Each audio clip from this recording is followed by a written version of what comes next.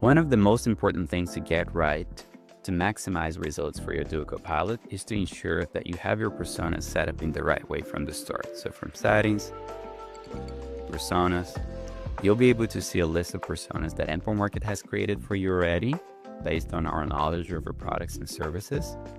And the idea behind these personas is that we create a preset combination of filters that define your ideal customer profiles.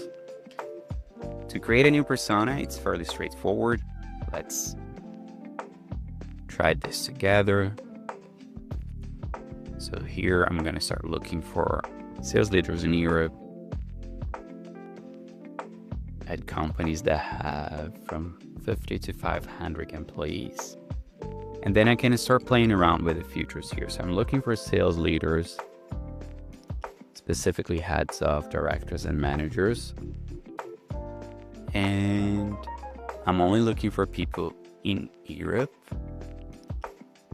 So I'm going to put that as a filter as well. And last but not least, I'm looking for companies of a certain size. So I'm going to go for the company filters here. Employee headcount specifically. And select the size of the companies I want to start targeting.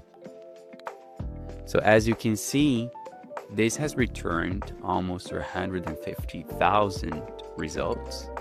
And these are all the people that match the filters that we have in place here. So that's it. That persona is already created here. And if I want to add some of the personas that have already been created before, it's also fairly easy to do. I can come back here. I can revisit the filters that we have in place. So in this specific example, we're looking at people at the C-level, and I'm also just looking at people in the United States. Let's say we have changed our go-to-market strategy and we're not targeting the United States anymore. We're going to start targeting only people in Europe. Then I can come here and make the changes that I want and save those. I'm going to also reflect that in my persona name here. And that's it.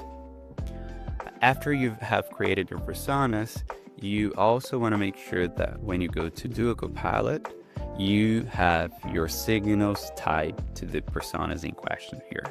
So if I'm creating, for example, a signal for the Slack communities, I can come back here and revisit the filters that I have in place.